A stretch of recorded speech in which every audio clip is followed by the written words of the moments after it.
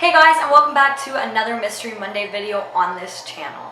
Today's video is going to be quite a long one, so instead of me blabbing at the beginning of this video, let's just get right into this case. On the day of June 8th, 1989, the body of 44-year-old Cindy James was discovered in the back garden of an abandoned home in Richmond, British Columbia. Her hands and feet were hog-tied behind her back, and she had a nylon stocking tied tightly around her neck.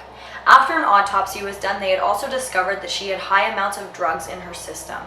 To anybody who was just coming onto this scene and who hadn't heard of this case before, this would seemingly be something that you would consider a murder, but the RCMP actually declared her death either suicide or accidental.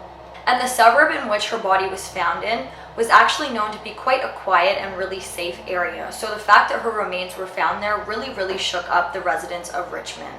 And to this day, this is known to be one of the most confusing cases in Canadian history.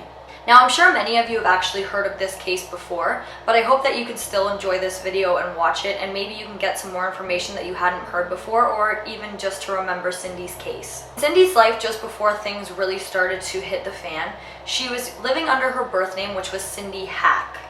She was a trained nurse, but was actually working in a children's nursery, and she had been previously married to a man by the name of Roy Makepeace. And he was actually a psychiatrist, which will prove to be quite strange after this video continues. The couple was married when Cindy was only 22 years old and Roy was 40.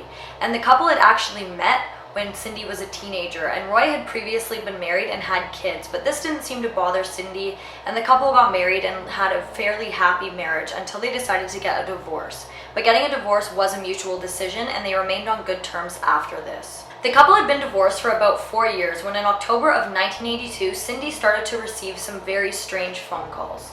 These phone calls started with the person on the other end of the line just kind of saying nothing when Cindy answered, and then it progressed to this person kind of breathing down the phone, and even went on to this person threatening Cindy. And many people have actually witnessed these phone calls, including the police, but the only person that had ever heard the person on the other line speak was Cindy herself. But this stalking started to progress and become much worse when Cindy started to hear people lurking outside of her home late at night. On multiple occasions, Cindy would find that her porch lights had been smashed out and her phone lines had been cut. And on one occasion, this person had even gone through the extremes of throwing a rock through Cindy's window and coming into her home and slashing her pillows with a knife. And Cindy would often also go outside to find very disturbing letters left on her front porch. These letters were written in a cut and paste style similar to old ransom letters, and sometimes they were accompanied by very disturbing pictures. In the span of just 1 month, Cindy had found 3 dead cats that were murdered on her property, 2 of which had been strangled and 1 had been run over by a car. On a separate occasion, her dog was even the target of one of these gruesome attacks when she found her with a cord tied very tightly around her neck. The dog did survive and she came out of this okay, but it's still absolutely horrifying. Of course, with all of this crazy stuff going on, Cindy did contact the police, and they took her case very seriously and were forming their own opinion of what was going on with Cindy, and they were trying to catch whoever was doing this to her. Cindy actually said that after she contacted the police, the stalking got more violent and horrifying. She also told her mother on a separate occasion that she didn't think that whoever was doing this to her was trying to kill her, but they were trying to scare her into killing herself. January 27th, 1983 would be the first time that Cindy had a violent attack with her stalker. Cindy's friend Agnes Woodcock was stopping by just to hang out with Cindy, but when she rang her door, Cindy didn't answer. And I don't know if she had known about the stalking or what was going on, but this immediately struck Agnes as odd, and so she started to try and see if she could see what had happened to Cindy, or if she wasn't home, or anything. And that is when she found Cindy at the back of her house lying on the ground, completely passed out. She had a nylon stocking tied around her neck, and when she came to, they had asked her what had happened, and she said she had no recollection of how this had occurred, and she didn't know who had done it to her, but she did remember that whoever had attacked her was wearing white sneakers. She said that she was going to retrieve something from the garage when she was hit very hardly in the head, and this must have been what caused her to pass out. The investigators on this case, as well as the people that Cindy was closest with, had a hard time believing that Cindy was giving them all the information that she had about the attack or the attacker. They really strongly thought that she was withholding information. And Cindy had even confided in her mother one time that she had been threatened with a knife and told that if she had said anything to investigators, that her mother and her sister would be targeted next. so they thought that Cindy could have been withholding information for fear of something happening to her family. But because investigators believed that Cindy was withholding information, the police had a very hard time believing anything that she was saying to them. And a little side note here, Cindy was actually romantically involved with a man by the name of Pat McBride, who was actually one of the lead investigators on her case. And I'm not going to say too much about him right now, as I'm going to talk about him a little bit more at the end of this video, but the two were very romantically involved and their relationship got quite serious, and they had been living together for a period of time. After the first attack, Cindy was so understandably frightened that she actually moved houses, changed her last name, and tried to disguise her vehicle so that it would be very difficult for anybody to find her. Cindy had also hired a private investigator by the name of Ozzy Caban, and because he had known that her phone lines had been cut so frequently, he actually gave her a two-way radio so that they could keep in contact. On January 31st, another incident had happened where Ozzy could hear very strange sounds coming from the two-way radio. He tried to call through and get a hold of Cindy, but when he couldn't get a hold of her, he became extremely worried. So he rushed over to her house to see what was going on, because obviously some very strange things were happening to this woman. So if you can't get a hold of her, that just screams that something's wrong.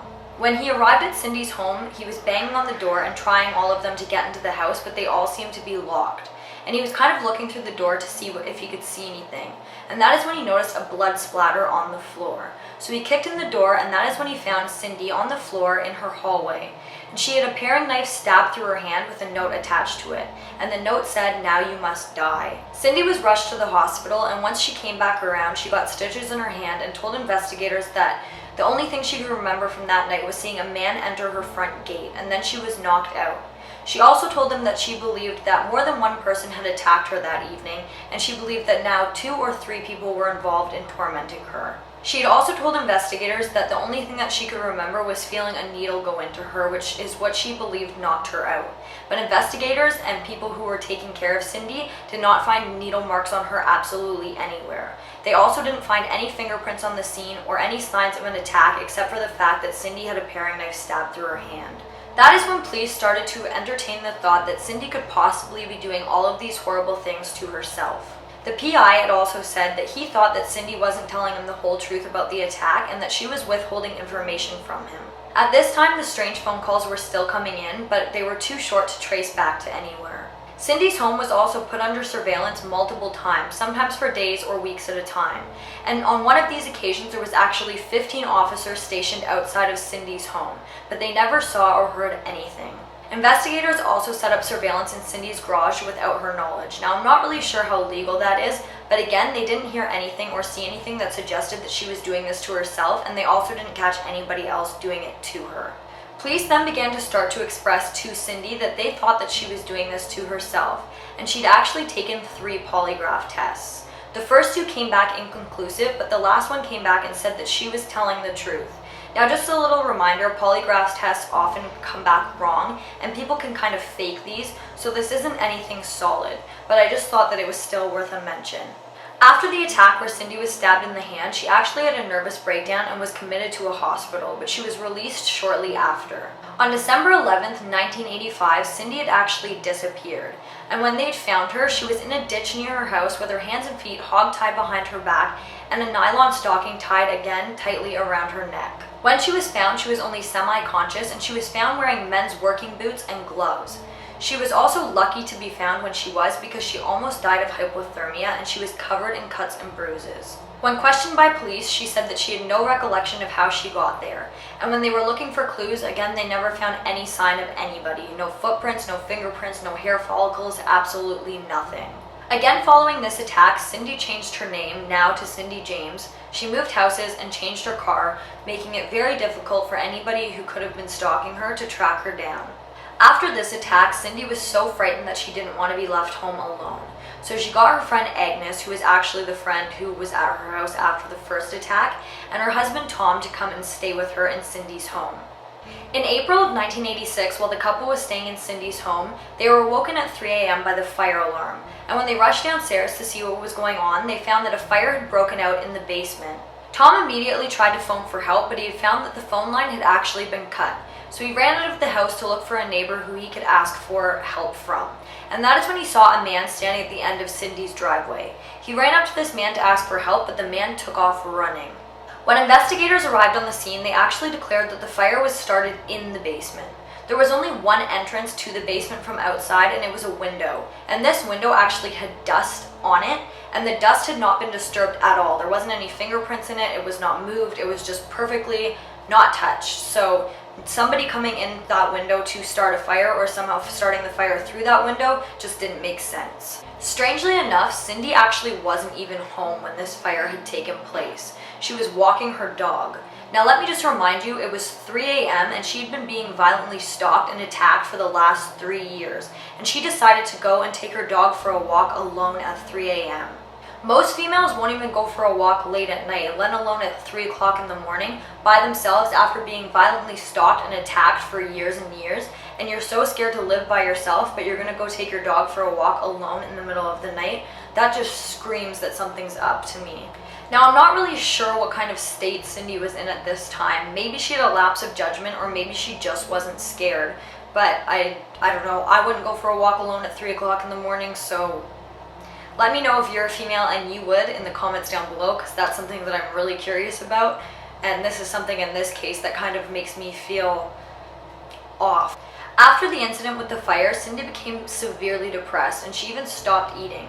So she was put back in the hospital because of how suicidal she was. She had actually written a letter while she was in the hospital at this point, and in this letter she was saying that she knew that everybody thought that she was inflicting these wounds and these attacks on herself. And because of this, she thought that there was no point to keep going, and this is what was making her suicidal. The main doctor who was working with Cindy in the hospital said that he didn't believe that she was mentally ill at all. He thought that she was genuinely depressed and horrified from these attacks that this person was inflicting on her. And he did think that this person was real because he thought that Cindy was actually genuinely horrified. Cindy was in the hospital for a total of 10 weeks before being released. And when she was finally released, she began to focus all of her attention on figuring out who her stalker was. Cindy had come to the conclusion that she thought that her ex-husband, Roy Makepeace, could have been responsible for these attacks. And that she told the police that, and they convinced her that she should call Roy and confront him. So Cindy did just that. When she called Roy and accused him of being involved in the attacking and the violent stalking that was going on in her life, he completely denied these allegations and said that he 100% had nothing to do with anything that was going on with Cindy. Oddly enough, shortly after getting off the phone with Cindy, Roy actually received a phone call of his own. And on this phone call it said, "Cindy, dead meat soon."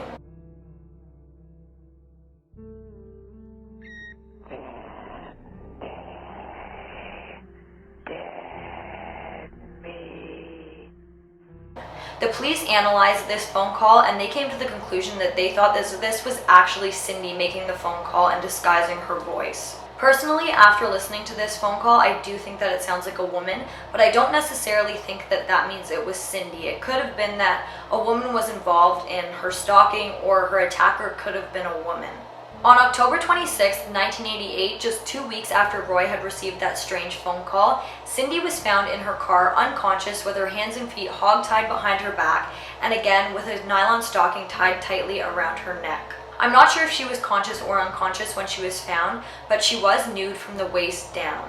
And when she was questioned about this, again, she said she had no recollection of what happened or how she got there. Because of all of this strange stuff that was going on with Cindy, the people who she worked for decided that they didn't think that it was a good idea for her to be around the children, and they let her go. So Cindy actually had to go and find a job as a nurse, which is again what she was trained for. On May 25th, 1989, 6.5 years after this stalking and torment began, Cindy disappeared again, this time from a mall parking lot. Her car was located in the parking lot with groceries in the back and a wrapped gift. And Cindy's wallet and everything that was inside of it was found underneath the car as if somebody had dropped it. There was also smeared blood found on the driver's side door. On June 8th, 1989, just 2 weeks after Cindy had vanished from the mall parking lot, a construction crew actually discovered her body in the back garden of that home that I was talking about at the beginning of the video. Autopsy showed that Cindy's cause of death was actually drug overdose, and she had 10 times the legal limit of flurazepam and morphine in her system. Investigators believe that Cindy must have taken these drugs in pill form, because if she'd taken that much morphine in liquid form all at once, she would have not been able to tie herself up. But if she took it in liquid form, she would have been able to do this all to herself. Now, I know some of you are probably thinking you can't hog tie yourself, and that is exactly what I thought, but I googled it, and apparently if you have enough practice and you know what you're doing, it is possible. The house that Cindy's body was discovered at was actually a very popular spot for teens to go and have parties. And in the 2 weeks that Cindy was missing before her body was discovered, there had actually been parties held at this house, and nobody had seen Cindy's body. And when investigators did discover Cindy's body, they said that there was a little bit of decomposition, but there definitely wasn't 2 weeks worth, which leaves 1 whole week of when Cindy was missing completely unaccounted for. And as you have probably guessed throughout this case, there was only 2 theories in this, and that is that Cindy either did this to herself or somebody else was doing these awful things to her. Cindy's family strongly believed that she was murdered, so an inquest was held to determine what exactly was Cindy's cause of death. And again, it was determined to be self-inflicted, whether that be by accident or on purpose. None of the psychiatrists who had dealt with Cindy could agree on what illness she had, and this included Roy Makepeace, Cindy's ex-husband. He said that he believed that Cindy was mentally ill, and that is actually why they got a divorce, and he believed that she suffered from multiple personality disorder. Now, I don't know a lot about these types of illnesses, so please feel free to correct me if I'm wrong in the comments, but I think that if you have multiple personality disorder, you can't control when a second personality takes over. So you would think that if this was the case, somebody would have witnessed Cindy switching between personalities, which nobody has ever come forward saying that they had. Another one of these doctors came forward and said that they believed that Cindy was suffering from histrionic personality disorder. And this is a disorder where the person who is suffering from it really seeks attention from any way that it could be gotten. So, meaning that he thought that Cindy was inflicting all of this stuff onto herself just to get attention. And the third doctor thought that Cindy was suffering from borderline personality disorder with signs of PTSD. Obviously, if Cindy was conflicting all of this stuff onto herself, she must have been extremely mentally ill, because nobody in their right mind would stab themselves or tie themselves up or go through all of that pain just for attention, or if she thought that somebody else was doing it to her, that could explain why she was severely depressed and why she was so scared, because she didn't even know that she was conflicting this onto herself.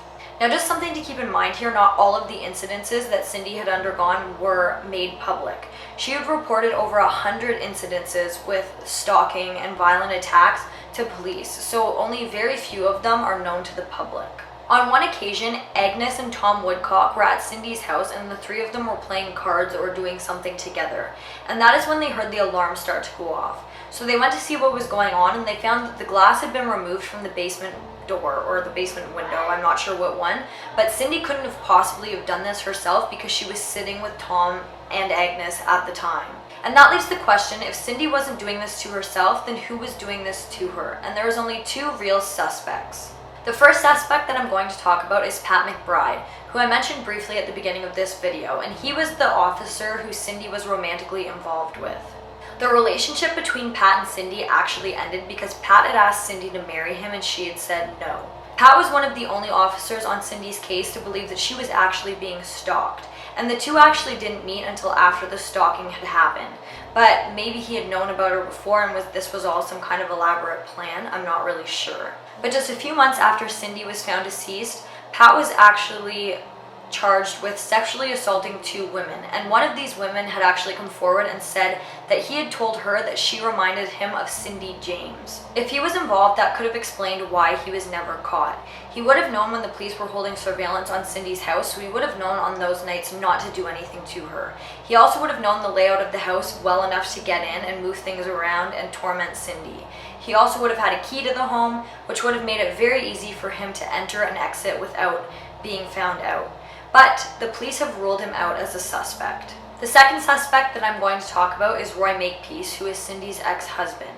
Now, I'm not sure how accurate this is, and it isn't verified, but I did see on Web Sleuths that Cindy's sister actually posted that she had received an email after Cindy's death saying that before Roy and Cindy had gotten a divorce, they took a trip to the Gulf Islands, which is also in BC, and they went there to visit a man who was friends with Roy by the name of James Time Hurst.